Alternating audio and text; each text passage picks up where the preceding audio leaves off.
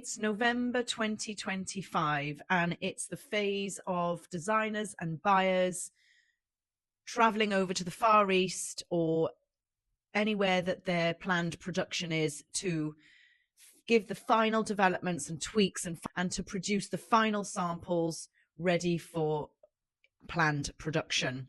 If it's the Far East, January is the month that factories will close. So in regards to critical path, a month has gone. So this is now the month to finalize for autumn winter 2026. So let's talk fashion. Your design, research and development for the season ahead will start around 18-24 months ahead of the season, ahead of the delivery, the first delivery drop, which is your transitional drop. But that's not always ideal in the industry. So usually a good 12 months ahead of the season, you can start sending off your tech packs to the factories to gain sampling. But definitely around this time, which is November 2025, in readiness, that you need to sign off your samples and make sure that all your final decisions are ready for production. 5 key ideal tips for design, research and development for the season ahead. Start your research 18-24 months ahead if you can, even if it's just down to analysing runways, having a look at new fabrics, talking to print suppliers, have a look at the micro trends that are coming through and the shift in trends from the season before, analyse your best and worst sellers, have a look at the movement and where last season is evolving from and to. Look into colour forecasting. There's a really good platform called WGSN where you can forecast colour palettes, analyse trends, especially when it's that far ahead. Number 2, focus on materials. What trends are coming in from new seasons, new runways, layering for autumn winter, microfibers, bonded fabrics, different textures. Be aware of fabric trends or fabric qualities such as sustainability, recycled fibers, and smart fabrics that offer comfort, durability, warmth, and performance. Collaborate with textile mills early, yarn mills early. See your swatches and have a look at their new trends coming through from the mills. Number 3, design your concept. Pull your mood together, pull your trends together, have a look at the autumn winter trends that are coming through. It's a really exciting time for the world at the moment. There's so much change, so much development, particularly with AI and technologies. There's a lot of futuristic fabrics and designs, minimalistic shapes coming through. Designers are homing in on functional wear as well as aesthetic wear. A lot of modular outerwear is coming through for autumn winter 2026, along with beautiful tactile knitwear. Number 4, prototype early. Have a look at your toiles and samples and really make sure you've got your tech packs sent off early. Make sure you get your first samples in early so you can change, develop and tweak way in advance of your time frame. You should definitely be looking at first samples 12 months ahead of the season. So it gives you time to change, develop, fit, ready and plan for pre-production samples.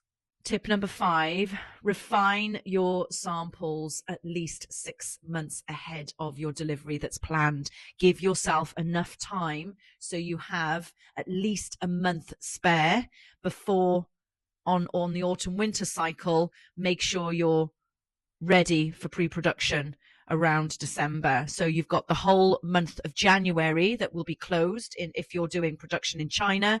Then as you move into February, you've got your final tweaks, your packaging and delivery to production to plan for.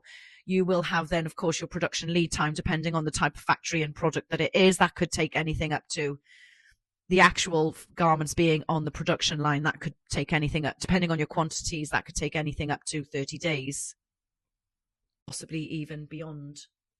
So plan for that. At that time, you'll be qualifying trims and all finishing details, including packaging.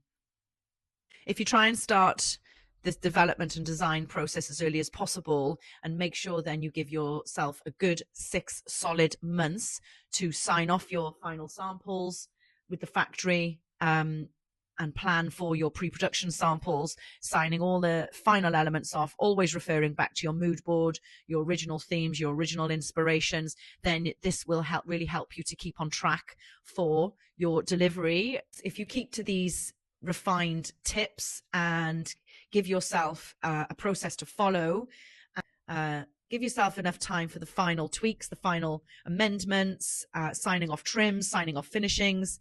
Make sure you do this well ahead of your scheduled delivery. Allow for the month of January that the factories will close.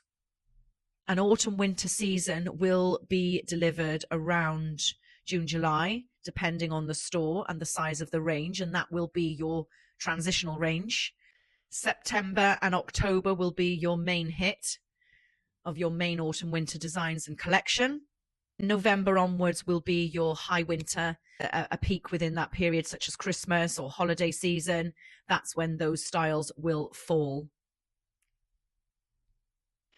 Key trends coming through for autumn winter 2026, very much catching upon the movement of the world, the futuristic elements of the minimalistic complementary shapes, simplicity, microfibers, monofibers, bonded fabrics, futuristic feels, chromes, colors, sustainability, luxury. Experiment with texture and layering, which is very much on the catwalks. And of course, if you can pick up any trends from the digital influence, this is very much coming through in some shapes, prints, colors, shines, textures. Comment fashion, and I'll send you a free strategy call. We can jump on a call together, talk about any areas that you may have a challenge or a pressure point within your own collection or your own brand, or use me as a second voice within the design, development, production, delivery and sales process. I hope this helps. My name is Sarah. I'm a fashion product developer. I help up and coming and established brands to create more sales through understanding client profile and brand protection. I have 17 years fashion industry experience, from design right through to delivery and sales and everything in between, across wholesale and retail. So I'm widely experienced to help you. I've worked with some very well-known brands across Europe, UK, and international. Thank you very much for listening. Until the next video, bye-bye for now.